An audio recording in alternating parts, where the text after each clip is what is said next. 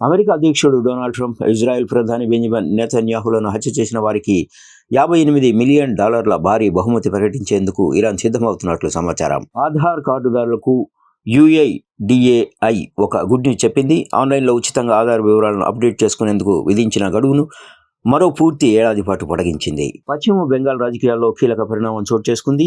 సువేందు అధికారి నేతృత్వంలోని బీజేపీ ప్రభుత్వం గత తృణమూల్ కాంగ్రెస్ పాలనలో జరిగిన అవినీతి, మహిళలపై నేరాలపై విచారణ జరిపేందుకు 2 కమిషన్లను ఏర్పాటు చేసింది. ఖమ్మం కమిషనరేట్లో పనిచేస్తున్న సిఐ భూక్యా రాజు నాయక్ను పోలీసు ఉన్నతాధికారులు హైదరాబాద్లోని డీజీపీ కార్యాలయానికి అటాచ్ చేశారు.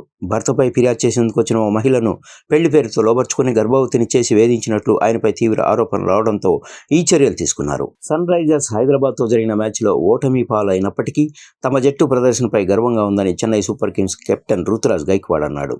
కీలక ఆటగాళ్లు అందుబాటులో లేకపోయినా జట్టులోని ప్రతి ఒక్కరూ ప్రాణం పెట్టి పోరాడారని ప్రశంసించారు. తెలంగాణ ముఖ్యమంత్రి రేవంత్ రెడ్డి భారతీయ జనతా పార్టీలో చేరే అవకాశం ఉందేమోనని నిజామాబాద్ ఎంపీ ధర్మపురి అరవింద్ సంచలన వ్యాఖ్యలు చేశారు. IPL 2026 సీజన్లో సన్ రైజర్స్ హైదరాబాద్ అద్భుత ప్రదర్శనతో ప్లే ఆఫ్స్ బెర్త్ను అధికారికంగా ఖరారు చేసుకుంది. ప్రముఖ నటి శ్రీలీల, యువ క్రికెటర్ తిలక్ వర్మ మధ్య ప్రేమాయణం నడుస్తోందంటూ గత కొన్ని రోజులుగా సోషల్ మీడియాలో జరుగుతున్న ప్రచారానికి ఆమె టీం ఫుల్ స్టాప్ పెట్టింది. ఈ వార్తలో ఎలాంటి నిజం లేదని, అవన్నీ పూర్తిగా నిరాధారమైన అవాస్తవ కథనాలనే అధికారికంగా స్పష్టం చేసింది. ఈ మేరకు శ్రీలీల బృందం ఒక ప్రకటన విడుదల చేసింది.